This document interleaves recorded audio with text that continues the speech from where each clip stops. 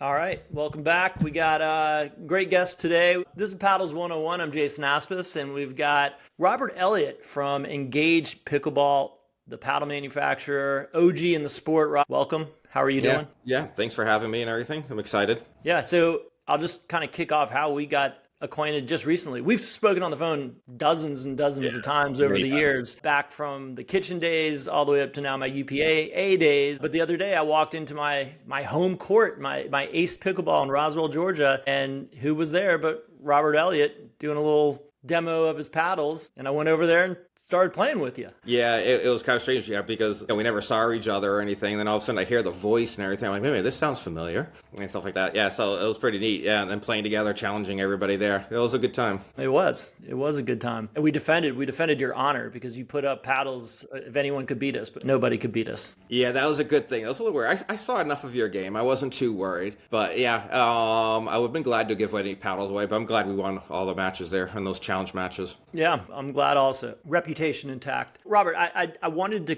bring you on here because look, you haven't always been on the side of UPAA. I think that at one point you were, kind of, I felt like siding on the other end of this and weren't going to participate in some things have changed in the past, few months. I'm glad that you have decided to come on board, but I also recognize that everybody has their worldview on this. Mm-hmm. And I want to just invite you on to talk about it and let the audience understand, your mindset and how you've come to this conclusion of joining up and being part of UPAA, and also talk about what we could be doing better, why we're doing what we're doing, and just have an open dialogue about it. Yeah, thanks. I was gonna say, what was your hesitation? Biggest hesitation was just having two bodies out there. And I was very open with everybody where my issue lied, right? We already had an official paddle board, and to have another one was just going to cause havoc out there, cause confusion for consumers and for stores and for everybody. So you're right. I was one of the ones advocates against you in the beginning. Yeah. I heard it loud and clear, but that's with right. all I mean, those we conversations we had, yeah.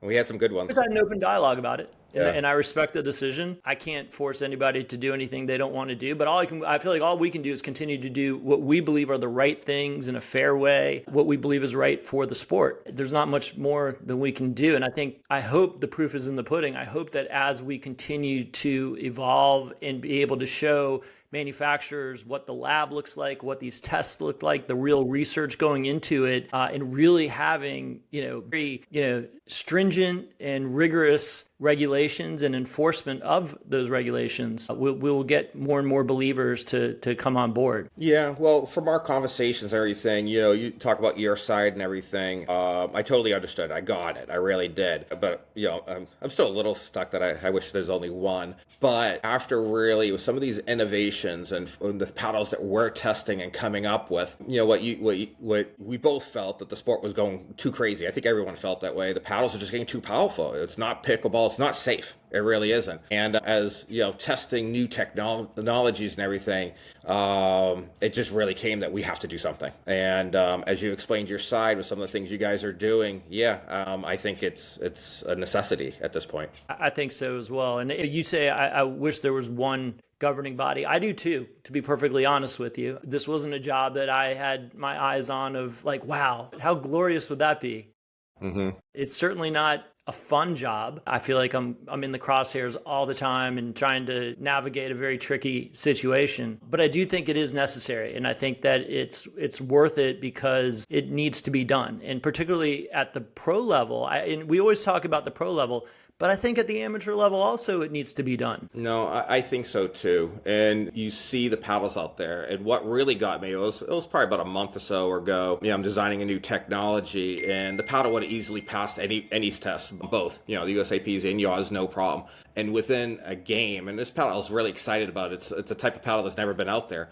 But it instantly, just from the technology, delaminated right away and became probably the most dangerous thing out there. And the people that we were playing with was like, oh my Lord, it just kept getting more powerful, more powerful, more powerful. And if another company created this paddle, it would pass new. But as soon as, that's one thing, when us talking anything with your deconstructive testing where you beat them with the can and everything to kind of simulate a play and everything, you would have found this right away. And so this paddle wouldn't have been approved. And so I just think it's a critical part. You have to be able to test a paddle, get it kind of used and everything to see, what it's going to be and everything. And is it going to be a rocket? Is it going to be something that's going to hurt somebody out there? So I'm 100% on board that has to be part of any testing, no matter who does it, whatever party wins out, or if there's a third one that comes in. I just feel strong that has to be a part of it. Yeah, I totally agree with that. Let's hope there's not a third one. Yeah, we don't need a third one, no. We don't need a third one. No. Yeah, hopefully, I genuinely believe, like, if we get this right, if we do the work that needs to be done, there doesn't need to be any more. To be perfectly frank, we've been open with both the GPF and with USA Pickleball in adopting what we're doing. We've invested a ton of money in the research and done the work. We see what they're doing, and we have the guys who wrote the PB Core stuff, so we understand what they're doing and why we don't believe that is the way forward. That's why we've called our version of PB Core PEF, paddle efficiency factor, because we don't want them to be confused. Yeah, we think we're doing it. You guys are doing a good job trying to figure it out and everything. I don't think it's an easy thing. I don't think it's a really an easy thing to get it right. It's going to take time to get it right and everything. So we just have to kind of go along with it, to control the power, control the amount of spin that we can create with these paddles. But mostly make it a fun sport and make it so it's not dangerous, because we've seen it. We've seen it from so many manufacturers and some of these new manufacturers coming out that, that just think, hell, throw this paddle out there, become a rocket, everyone's going to want it.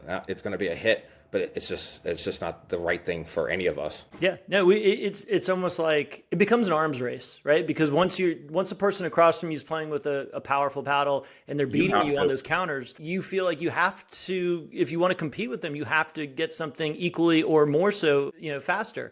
And it just becomes this game that if there is no cap, and there was no cap, right, it just keeps going harder and faster until it's not fun anymore. You don't even realize that this isn't a fun game. No, and it's not even the power. It's whether the spin too, which I think both of the bodies there, your way, the USAP has their way and everything, that you have to control that too. Because I remember when Engage got started almost 10 years ago now, and our first paddle was the roughest paddle at the time, and everyone's saying that's going to be illegal. But what you just said there, one thing that helped us was I heard that all the time. Well, if you have an Engage paddle, I have to have an Engage paddle. This was like 10 years ago, because the ball was just spinning so much more and everything that you had to counter it. So now it's the power factor, and I totally agree with you. And you see that out there, like, oh, if you hit that hard, I have to hit that hard. Yeah, and we don't want that arms race. It's just not good. And like you said too, some people are complaining, some people are getting hurt, their eyes are getting taken out. I know someone that lost half their sight. They can't see halfway down anymore. And so... No, it's real. I mean, we saw it, and that was, I was with the kitchen when that was all starting to pop up on my radar, and I was super vocal about it, and I really didn't like it, and I was interviewing the guys from USA Pickleball about it, and that's ultimately, in last year we went to Necker Island, which was like the Necker Island Pickleball. Yeah, I'm a little jealous about that. That must have been fun. It was awesome. But Robert Quicksilver was there. This was last year. And I interviewed both him and Connor Pardo. And, I was at the kitchen at the time interviewing them. And that was when I realized, I was like, this game, it's getting out of control, and nobody's going to stop it.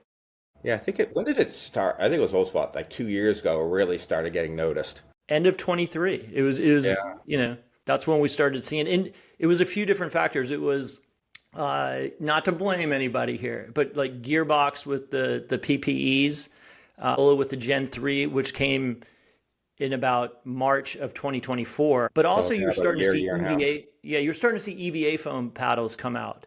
And that threw me off, because they weren't even legal paddles. They weren't approved by USA Pickleball, but I started seeing them foam for a long time. Like years ago, they outlawed it because it was too powerful. Right, but people were making them. Like you saw the Vice. They weren't claiming that they were illegal. And to their credit, they put holes in it. They made it appear as if it were not. But I played one time against a Master Athletics, the Q1.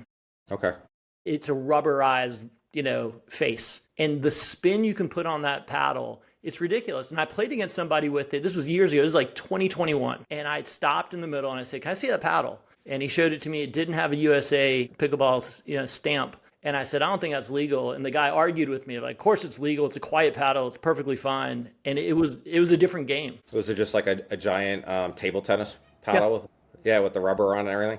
Yeah, that would be kind of fun to play with though, with the pips and everything from the table tennis, just a giant one. Well, you can generate it. You could hit a drive and it would dip and land in the kitchen, but it was like hitting a curveball. You really couldn't track it at that speed. Yeah. So I saw some things early on that concerned me about the lack of regulation and where it was going to go, just because there was so much money coming in and people were starting to play and the engineering was getting better. And I don't even call them bad actors. I think the rules were bad. They could have been. I mean, there was definitely some holes there and everything. When we saw it, we witnessed it, right? Over the last, what we said, like about a year and a half ago or so, it started. Yeah, that you could get it passed knowing that in 6 weeks later that it'll like blow the ratings out of there for it. Yeah, I don't know. And I think what you said there too with the engineering and the technology now that there's so much more in it now. There's so much more we can do. And some of the rules are getting relaxed a little bit so we can do more. But so that makes it even more important to have even stricter rules and these things because there's more we can do to a paddle now. That's right. If you don't have hard lines of power, spin, output metrics, you have to have those in place because then it doesn't matter how you get there. You can open up innovation inside of those parameters. But if you don't have those parameters, then things get out of control very quickly. And as we talked about doing destructive testing and using artificial break-in, if you do that, these things change. Every paddle changes over time. Yeah. What do you find? Because I'm actually kind of curious. I kind of have an idea and stuff, but you obviously know more and everything. What is, I know it probably ranges. Is there a certain point that, it's like fully broken in? Everyone says about 3 months, which is from our engineering and our testing. About 3 months is really the, paddle's kind of what it is and everything. Are you seeing anything past that? Is there different that can last? I think anyone watching this would be really curious about that. Yeah, I think we're doing artificial break-ins, so we're not using real world scenarios, and it's not over time on number of balls hit. So we're trying to do this in a economical fashion. Yeah. So it's hard to say exactly how long it would take, but we do know that all paddles change over time. Some go incredibly high, and some don't. Some degrade. To the negative, but some degrade to the benefit in an incredible way. It's 60% hotter than it started out. Yeah, I found that interesting when we were talking Saturday and everything. You said that some paddles go like this, and then others go like this, and then it totally goes down again and everything. Yeah. Yeah, we just we have a white paper published on the I'll post it here, but on the Pickle Pro Labs website about ABI, and it gives a chart of how we broke things in, and some of them went down when they first get broken in, and then as we break in more, they go up. So sometimes there's a dip, sometimes there's an increase. Yeah, are you guys coming out with a better way to do it? I mean, what's the future hold for you guys for testing? Yeah, so I just sent out an email earlier today about that we are automating that process. Right now, it's a manual process, which takes time. It's not perfect, but we're getting the results that we are looking for. But we have on order with ADC, the leading manufacturer of all these machines, to create an automated break-in machine. And so that'll be in the lab very shortly, and that will help us, one, with consistency and timing. Mm-hmm.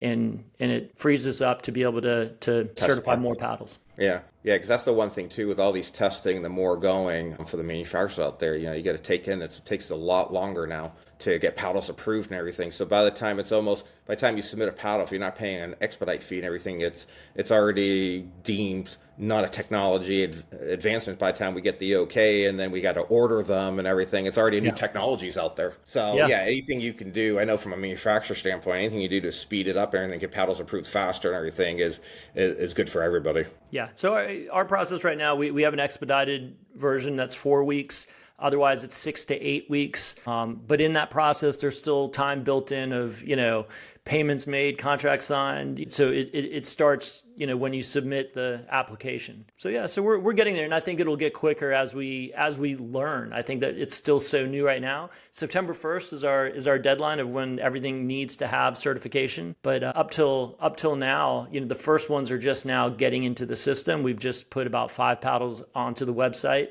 And next week, I think we'll have a lot more, but it's starting to flow. And so it feels good. No, I think what you're doing is the right thing and everything. I'm glad you're doing it because we're all witnessing it. So yeah, power spin, and then the end, the deconstructive part. I just think that's a requirement. So I think it's a good thing. So I appreciate it. Yeah, well, we're working hard at it. What could we be doing better in your estimation? Speeding up your time, costing less. Just kidding. That was a little jab. So.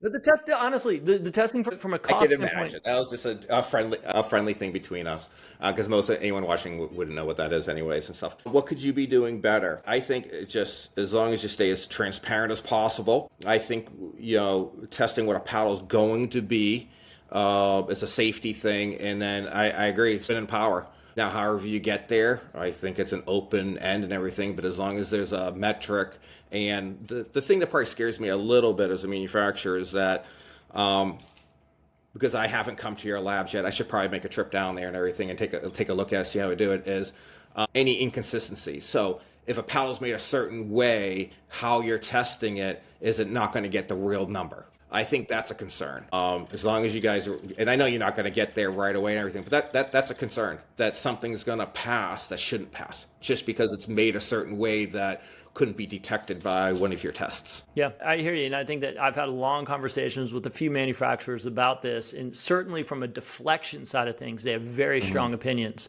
Yeah. It is, I am in the mind of when we do PEF or PB Core, that is going to find things. And especially because we're doing it with destructive testing, so we're doing it over and over and over again. We're seeing it change. We are finding the optimal spot to hit on. We're doing a lot of things, and that takes a lot of time, by the way.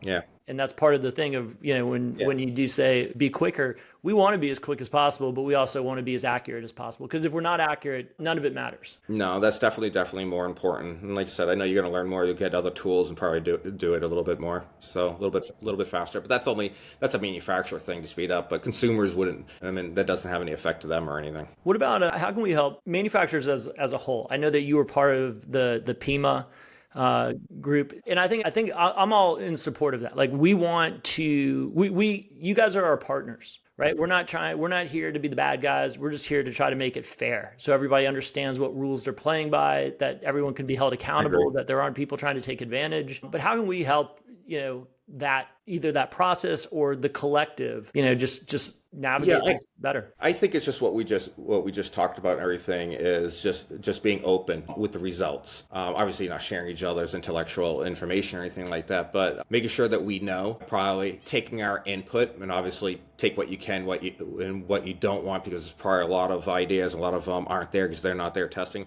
But I think it's just open communications. Have a monthly meeting with the Manufacturers Association and everything, and making sure that we can see what you're doing and that you're actually taking our input, because we're the ones making them. So we could probably help you. There's a lot of manufacturers that just buy whatever's out there. They're not true manufacturers, but there's a handful of us that are actually engineering the stuff, designing the cores, the skins, and things like that. And I think finding those manufacturers, the true ones, and having them be a part of it, maybe I don't know, what's it called? Kind of a committee underneath you to give you some of that guidance and everything, because I think that we could help you probably get there faster if we're letting you know what it takes us to make a paddle, and as we're trying to engineer and do these different things. And I think it'll help us to understand what you're doing, so we're not wasting our time creating paddles that aren't even going to pass. So I think it's that of just working together closer. Yeah, well, I think it's a good idea to have those meetings probably quarterly rather than monthly. Yeah, I agree. Monthly comes pretty fast. Yeah. And I think, we had a paddle manufacturing committee. I think, now that we have September rolling around, we see who has opted in, and we're probably around 30 to 40 paddle manufacturers that are in that camp. And that feels like a manageable enough number to be able to hold kind of Zoom meetings quarterly, have one in-person meeting a year. But I feel like that would be, a way to proceed. And I could see, building that around something like Worlds, where a lot of manufacturers will be there anyway, but have a time to sit down, and the timing on that, might work well as it, coincides with the end of the year. So, Yep, I agree. yeah. What level did you play pickleball at? Were you a pro? Yeah, I was a pro. I stopped playing about 7 years ago, but I was I was playing with Ben Johns. My last tournament, we played the 19 plus together. I was open singles. I'm at the US Open, medaled and everything as an old guy with a 20-year-old. So I was up at that level. So yeah, not bad. Pickleball is also very different now than it was 7 years ago. The talent's much better than it was and everything when I was playing. I will say that you did surprise me. I didn't realize that you were a pro player, and when we got out there, you hit a tweener. You look like Christian Alshon. Yeah, I think that was my first one in 8 years. And my wife, when I told my wife about it, she goes, "Did you hurt yourself?" Which was kind of funny and everything, because now I was basically a senior 2 years ago. But yeah, ever since I stopped playing pro, and I was traveling a couple times a month. I'm hitting all the pro tournaments, nationals, TOC, and I played all the events and everything. And then that last one, I've probably played once a month since then, in the last 7 years. So I've probably played 84 times in 7 years. It's once a month after that, after playing every day, 4 or 5 hours a day.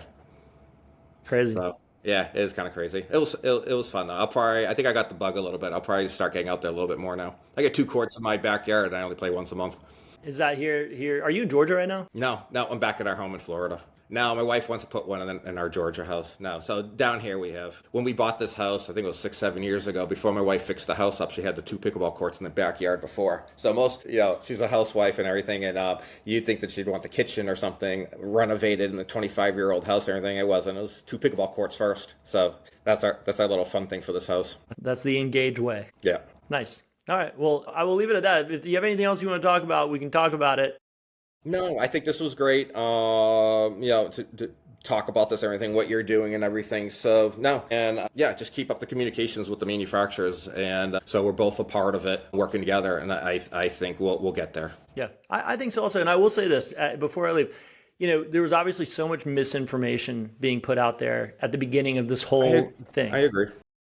And so it left, I think, us and me in a very difficult position, because I wasn't I was defending us, but I wasn't, wanting to disparage anybody. And, it's an awkward position when particularly things get leaked out and then it runs wild within that kind of YouTuber, podcast set. And the thing is, I came from that world, right? I was running the kitchen. But we're not journalists. None of these guys are real hardcore journalists and fact checkers and, looking for sources. They take something, they run with it. And, sometimes that, when you're trying to build out, a system that I believe is for the right reasons and necessary for the sport, I felt like it was a very tough position to be in, of like, how do you combat this? How do you, I think set the you're in a record pretty straight?